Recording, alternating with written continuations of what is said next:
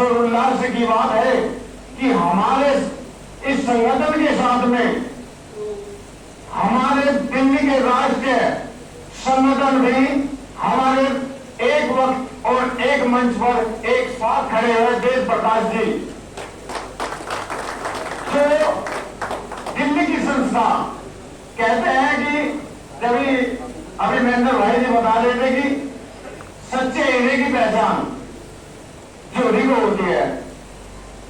तो मैं दिल्ली की कमेटी का बहुत बहुत धन्यवाद करता हूं कि उन्होंने देव प्रकाश भाई जैसे हीरे को चुनकर अपनी संस्था में लेकर आए और समाज को आगे उन्होंने बढ़ाया है। उन्हीं से शिक्षा लेते हुए आज हम भी अपने संगठन को आगे बढ़ा रहे हैं। आप सभी का साथ चाहिए। हमें साथ अपने साथ साथ युवाओं को भी साथ में जोड़ना है, क्योंकि युवा इसका उल्टा कर दीजिए, वायु, यानी कि युवा और वायु, युवा का उल्टा वायु, यानी कि युवा और वायु जिस तरफ आगे बढ़ जाते हैं सैलाब उधर ही आ जाता है। इसलिए हमें अपने साथ में युवाओं को साथ में लेकर चलना होगा, एक साथ इकट्ठे होकर चलना होगा। दूसरा, हमारे समाज में कुछ संगठन भी है, नाम तो कहने कुछ व्हाट्सएप ग्रुप भी चल रहे हैं, उनमें चर्चा चलती है, टांग खिंचाई चलती है, ईर्षा चलती है। ईर्षा और टांग खिंचाई का मैं आप सभी के बीच में एक उदाहरण दूंगा। भाई जी, एक मिनट।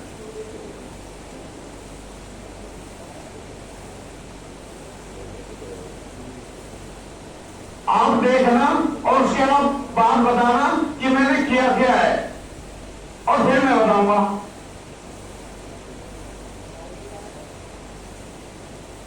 देखिए जी,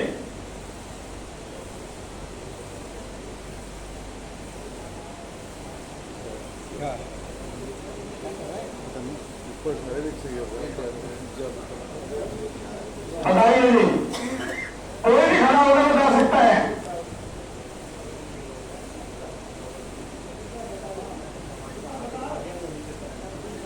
चलो मैं बता रहा हूं जी, सही बता। जिस प्रकार से आप सभी इस बात का ध्यान करना, बहुत गहराई का विषय है, बहुत गहराई के आप सोचना है।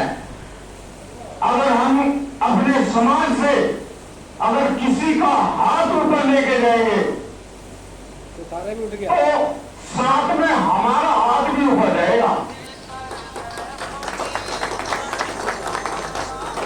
अगर मैं इसी भाई का हाथ भी चले के आ रहा हूं तो इसका हाथ बाद में आएगा, इसके हाथ को खींचूंगा तो पहले मेरा हाथ नहीं जाएगा। बैठा हूँ। तो अगर मैं भाई का ऊपर हाथ ले जा रहा हूं तो पहले हाथ मेरा ऊपर जा रहा है, चल रहा है मामला, और उसी प्रकार से नीचे ला रहा हूं तो मेरा हाथ नीचे आ रहा है।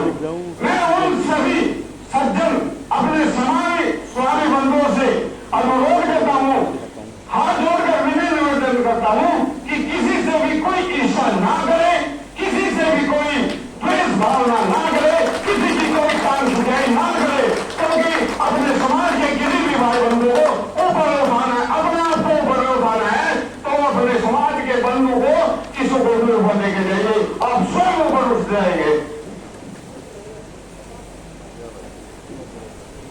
उदाहरण से दूसरा, एक और है, एक उदाहरण और दे रहा हूं।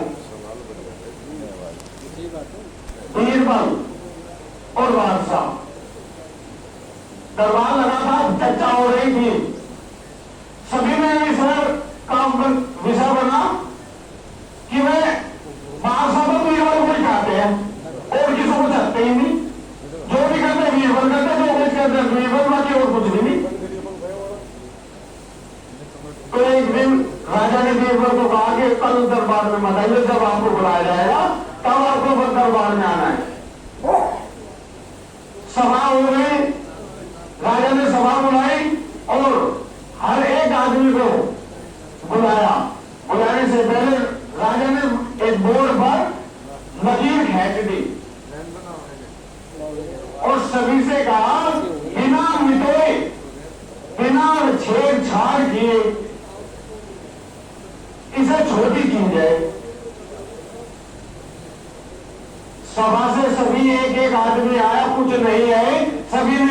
प्रयास किया, कोई काट रहा है, कोई छान रहा है, लेकिन किसी से भी वह लकीर छोटी नहीं हुई।